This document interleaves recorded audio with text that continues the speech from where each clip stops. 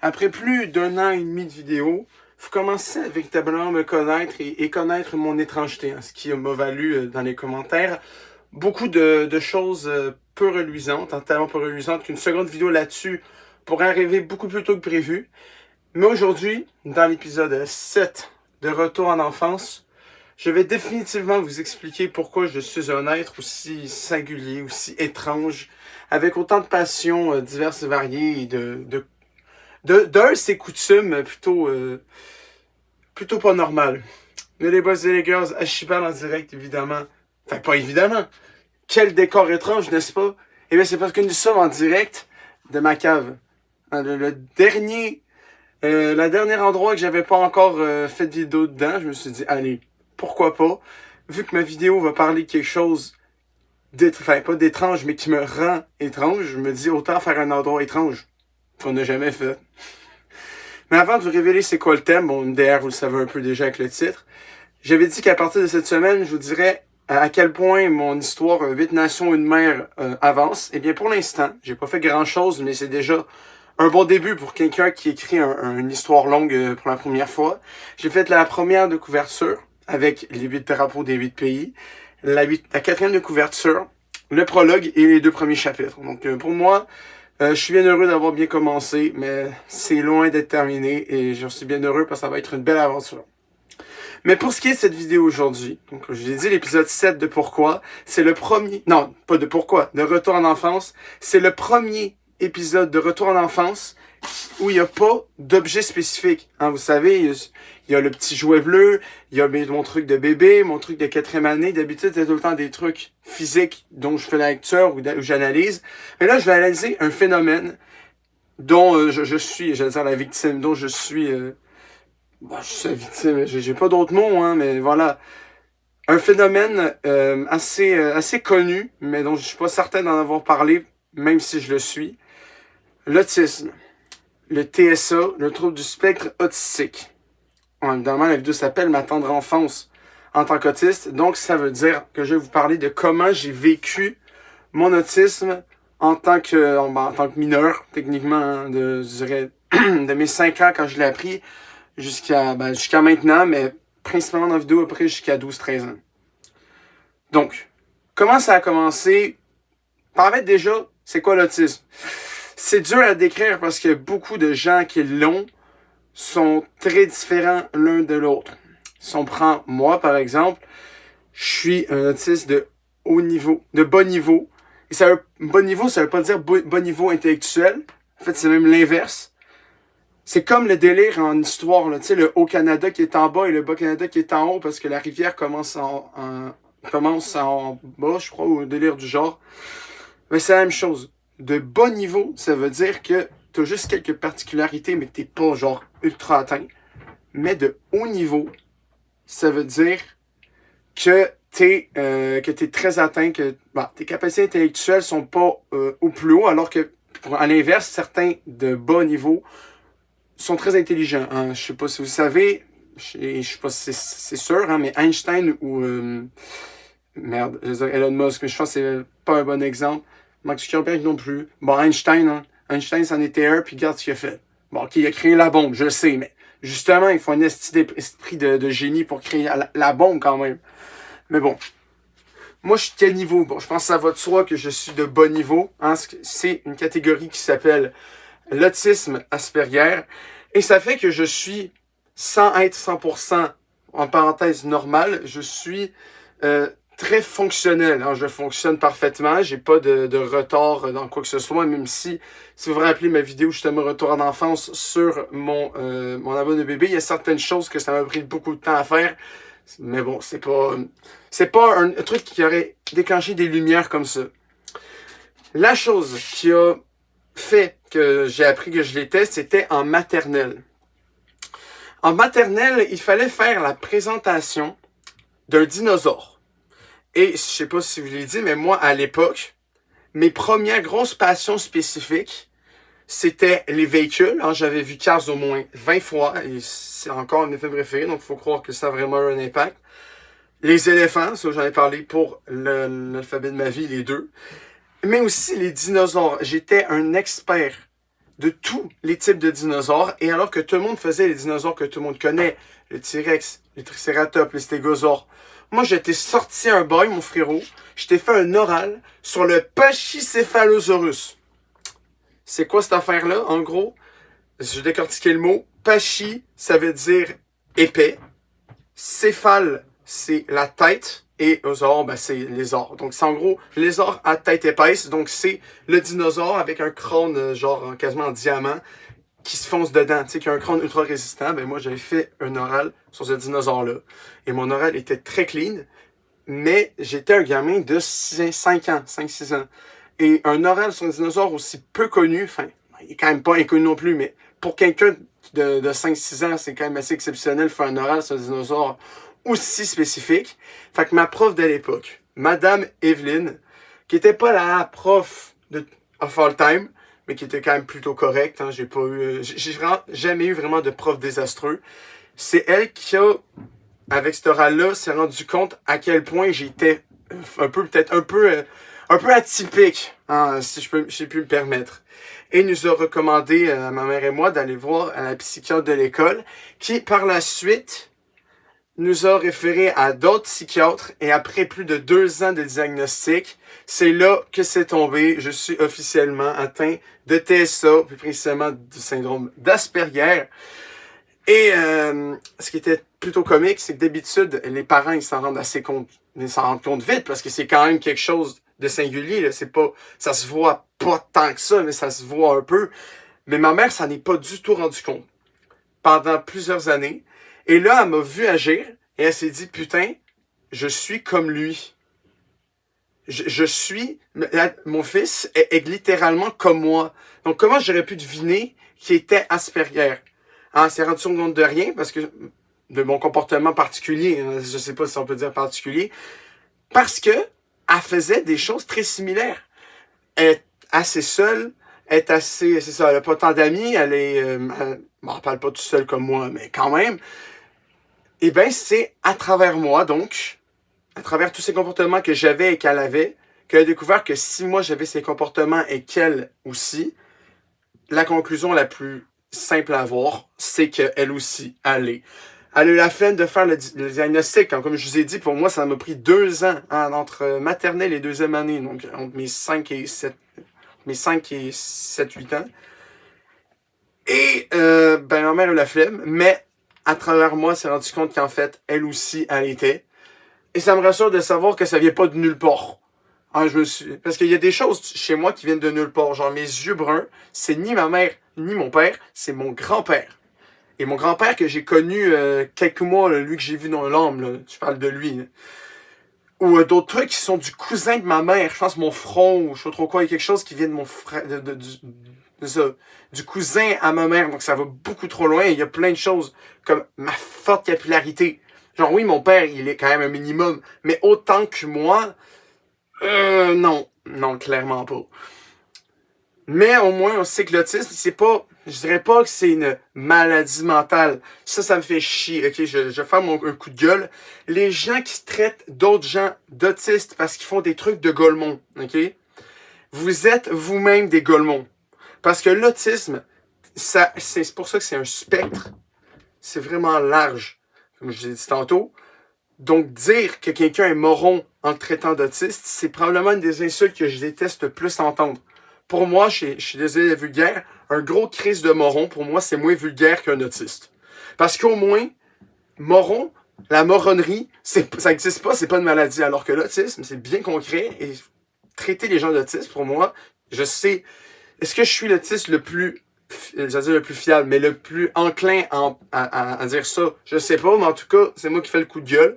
Donc, s'il vous plaît, si possible, traitez-vous de moron, de cave ou de crise d'imbécile, mais arrêtez de traiter les gens d'autistes, s'il vous plaît. Ah, c'est tout simple. Et donc, en maternelle, ben, en attendant qu'on ait le diagnostic, moi, j'avais pas d'amis. Donc, déjà, c'est une preuve assez claire que j'avais... C'est une caractéristique de l'autisme, mais c'est pas fondamental. Pas tous les autistes sont pas sociables. Genre, mon ami Nick, je vais lui parler plus tard, était ça et a plus d'amis que moi. Donc, ça veut rien dire. Mais moi, en tout cas, j'ai ces caractéristiques-là. Mais à l'époque, je connaissais tout le monde, mais j'avais pas d'amis parce que j'avais pas d'intérêt. Mais il y a une personne en maternelle avec qui je traînais, c'était une fille qui était aussi atteinte de TSA, mais de TSA, je dirais moyen niveau, hein, parce qu'elle était assez, elle pouvait se débrouiller, mais elle avait quand même besoin de beaucoup d'aide. Si vous connaissez certains autistes au Québec, il y a le fils de Charles Lafortune, lui, il est de haut niveau. Il est très lui, il est très TSA. Okay? Mais elle, elle est de moins niveau, donc c'est une fille qui s'appelait Mélodie, pas ma cousine, mais une autre. Et vu que j'avais pas d'autres amis, ben je traînais tout le temps avec elle. Et ça tombait bien parce qu'elle aussi était assez solitaire. Donc moi, je traînais avec elle, je m'occupais d'elle. Parce que j'avais rien d'autre à foutre. Tout simplement. Et que ça me faisait plaisir d'aider quelqu'un sans savoir. Parce que moi, je savais pas que je l'étais. Elle savait sûrement pas qu'elle l'était. On savait pas entre nous qu'on l'était. J'ai juste appris plus tard. Et je sais pas si elle l'a appris plus tard, mais moi, je l'ai appris plus tard. Qu'on l'était tous les deux. Donc, on était deux TSA qui s'occupaient de l'un et de l'autre. Enfin, surtout moi d'elle, mais quand même. Donc, c'était plutôt attentionné de ma part. Hein, et depuis, j'ai juste revu une fois. Et j'ai pas vraiment de contact avec elle. Mais c'est pas grave. C'est pas grave. Au moins, en maternelle, j'étais pas totalement seul comme un con. Sinon, le premier ami que j'ai eu à long terme, lui, vous le connaissez depuis longtemps. J'en ai quand même parlé souvent, hein, ce fameux Nicolas Vlasov. Lui, je l'ai connu en première année, mais ce qui est encore plus spécifique, c'est que déjà, lui aussi était ça du même niveau que moi. Donc, du niveau, je suis capable de me débrouiller en société. Mais, lui, il m'a connu un an avant. Lui, il m'a connu en maternelle, il m'a vu, il m'a spoté. Mais moi, je l'ai pas spoté. Moi, j'étais avec Mélodie, puis je faisais mes bails. Mais en première année, on a commencé à se parler. C'est comme ça que ma plus grande amitié à vie a commencé. J'ai eu plein d'autres amitiés dans ma vie qui ont duré entre 1 et 3 ans. Il y a Benjamin qui a duré 5 ans. Il y a Albert qui est actif depuis 6-7 ans. Mais Nick, ça fait depuis 2011 que je suis pote avec lui. Cette année, ça va faire 14 ans qu'on se connaît. Et donc, en tant que TSA, on se comprenait très bien et on est très complémentaires, même si on se ressemble pas du tout. Hein, moi, comme vous savez, jeux vidéo, animé, Japon, Corée, pied, K-pop, voilà. Lui, son délire, c'est plus la musique moins mainstream et le cinéma et les Lego. Donc, on se ressemble pas tant que ça, mais c'est justement les personnes, c'est très étrange, avec qui j'ai les plus longues amitiés, c'est ceux avec qui j'ai le moins de passion en commun. Si mon pote était fan de JoJo, de Smash, ou de Nintendo ou d'Undertale, j'étais ami avec eux pendant 5 ans, après ça se finissait de manière impromptue. Mais Nick et Albert, les deux avec qui j'ai le moins de passion en commun, à part peut-être le cinéma, et même là, nos avis cinéma divergent en Simonac, eh bien, ça dure depuis 7 et 14 ans. Moi, je comprends plus rien. Je comprends plus rien. Faut croire que la blonde que je vais avoir, ça va être une fille qui a absolument rien à voir avec moi. Et je l'ai pas dit dans ma vidéo sur les filles, mais il y a un truc que j'ai pensé qui pourrait être très cocasse. C'est que nos points communs, ça soit pas qu'on ait des passions en commun, mais des antipassions en commun. Qu'on déteste tous les deux tête de bite, qu'on déteste tous les deux terrifiers, qu'on déteste tous les deux les chats, l'hiver et tout. Ça serait incroyable. Qu'on déteste les mêmes choses au lieu d'aimer les mêmes choses. Je me dis ça pourrait être cocasse. Mais bon. Donc pour revenir à Nick, donc 14 ans d'amitié, j'ai appris qu'après 7 ans, c'était fixé dans le béton, c'est une amitié qui avait très peu de chances de pas continuer. Et même si après on a fini le primaire, le secondaire et le cégep, et que lui s'en va à l'université et moi mon truc de masso, on va plus tant se voir physiquement, mais évidemment on a encore Discord, Instagram et tout ce délire. Évidemment qu'on va se faire des sleepovers. Donc, je vais plus les voir à l'école, mais quand même, 14 ans d'amitié, ça va pas se briser, j'en suis convaincu. Malheureusement, pour l'amour, il y en a des mots pour les trucs de noces, mais il n'y a pas de mots spécifiques pour dire, genre, je sais pas, une amitié d'or, une amitié d'ambre, une amitié d'émeraude, je sais pas quoi. C'est pas le même délire que, que le mariage, malheureusement. Sinon, il s'agirait bien de parler de mon autisme, parce que comme j'ai dit, c'est un grand spectre, il y a beaucoup de types d'autisme. Moi, j'ai 3 gros trucs que beaucoup de TSA ont aussi. Donc, j'ai des passions dans lesquelles je m'engage beaucoup. Hein, je fais aucune demi-mesure. Quand j'ai une passion, je l'ai à fond. Comme à l'époque, quand les véhicules, les éléphants et les dinosaures, même si je les ai plus comme passion inhérente, à l'époque, je connaissais toutes les marques de chars. Je connaissais tous les dinosaures. Je connaissais tout sur les éléphants. J'étais à fond. Et maintenant, sur Nintendo, sur les animés, sur la K-pop, je suis un expert intersidéral. Bon, j'abuse peut-être un peu sur mes mots.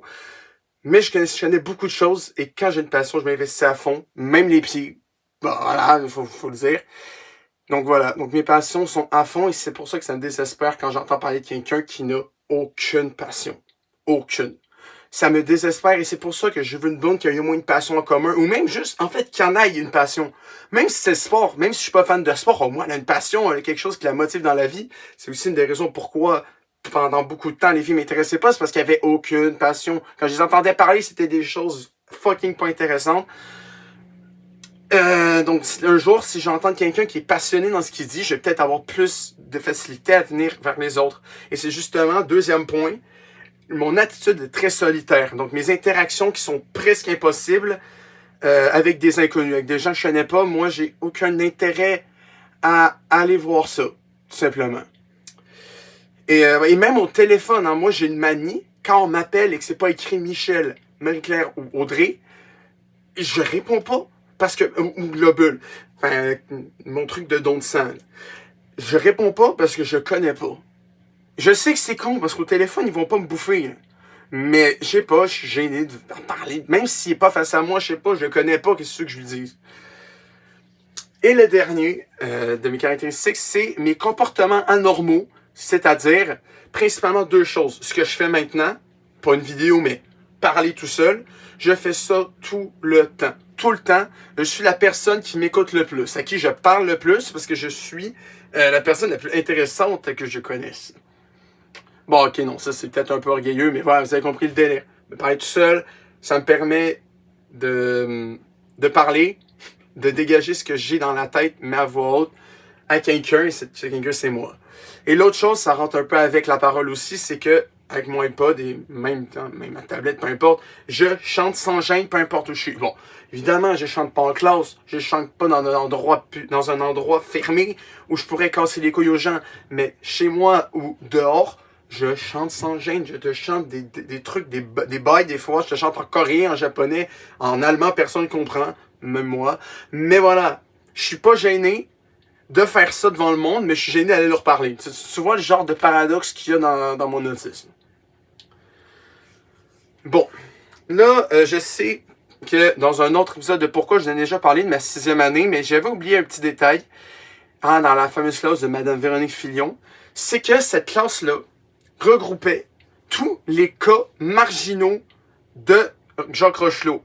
Donc les gens TSA comme moi et Nick, ou les gens un peu plus cancres comme Derek, Raphaël ou Tom, ou d'autres personnes hein, qui avaient des particularités soit comportementales, physiques ou peu importe, ils étaient tous dans cette classe-là. Donc moi, en tant que TSA, évidemment, j'avais mon meilleur pote avec moi, j'ai eu d'autres, et donc c'était une année formidable. Comme j'ai dit, c'était la meilleure année que j'ai jamais eue, et ben c'était parce que je me sentais inclus, je me sentais un minimum compris et très à l'aise parce que il y avait pas grand monde qui était, c'est-à-dire normal. Encore là, le mot normal, tout le monde était typique. Voilà, on était un peu tout atypique. On était une classe très haut en couleur, donc c'est la classe que j'ai préférée parce que je me sentais bien dans cette classe-là. Je me sentais...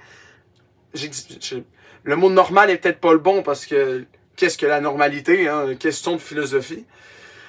Mais voilà, je me sentais bien. Donc 6e année, c'est incroyable. Et avant de finir, je vous ai parlé pas mal de ma 6e année, de tout ce qui est avant 6e année. Mais maintenant, comment je le vis, mon autisme? Ben, j'ai peu d'amitié. Hein, comme je l'ai dit, j'ai Nick, Albert, Christophe et quelques autres. En gros, mes potes, c'est mes potes. Mes potes, c'est les potes de mes potes. Je me suis fait Nick comme ami, puis après, avec Nick, j'ai Albert, avec Albert, j'ai Christophe, avec Christophe, j'ai etc. Voilà. Faut que mes potes se fassent des potes pour que j'aie des potes. C'est ça le délire, en fait. Je suis trop gêné pour me faire des potes, fait que je demande à mes potes de s'en faire, comme ça, j'en ai des nouveaux. C'est comme ça que ça fonctionne. Donc, évidemment, par ce fait même, ils sont très durables, donc je privilégie la qualité à la quantité, même si en 6e année, j'avais un petit hop qui était quand même assez agréable. Mes centres d'intérêt, évidemment, sont plus innombrables que jamais. Juste tu regardes ma chambre ou tu me regardes parler tout seul, tu sais que mon nombre de passions est incalculable. Même si je peux quand même calculer 5 piliers. Le cinéma, les animés, merde, les jeux vidéo, la K-pop et les pieds. Voilà. Donc, il y a 5 gros piliers dans lesquels toutes mes passions s'englobent, mais voilà, sont très diversifiés et très spécifiques, comme j'ai dit.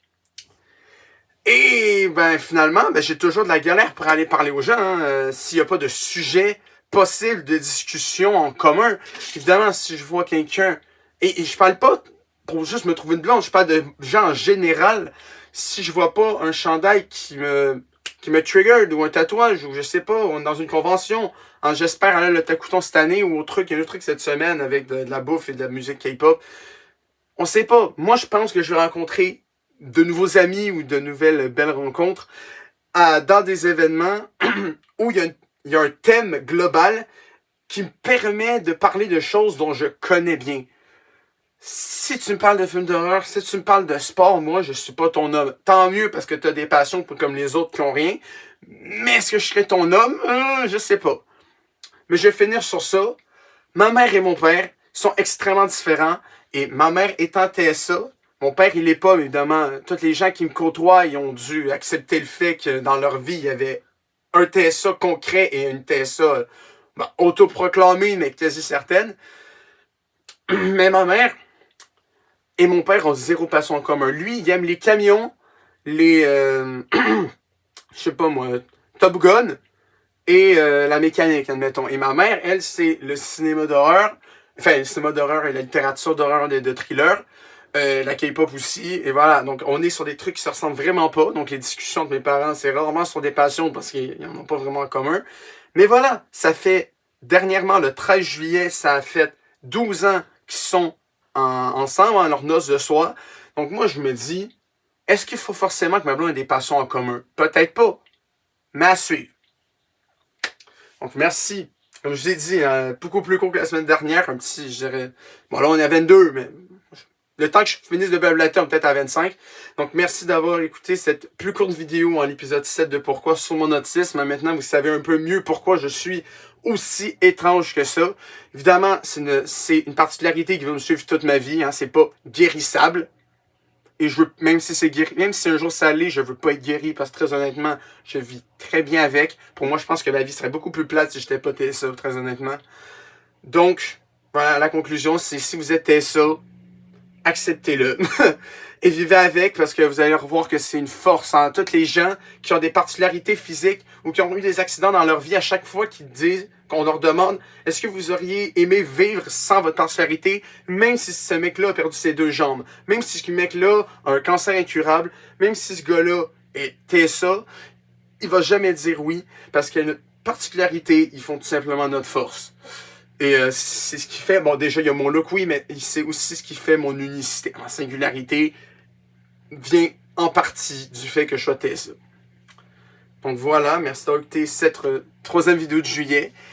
La prochaine vidéo, comme vous le savez, ça va être une petite lecture, c'est pas un livre audio, mais ça va être l'épisode 6 des lectures, et ça va être un nouveau tome des Dragouilles, je vous l'ai déjà dit, Les Rouges de Séoul.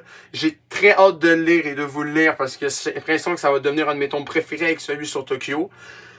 Même si il y a encore d'autres pays qui peuvent être faits, comme je sais pas, mais les orangers de Marrakech ou les vertes, putain pas les vertes, enfin les vertes de Fidji, ça pourrait être possible.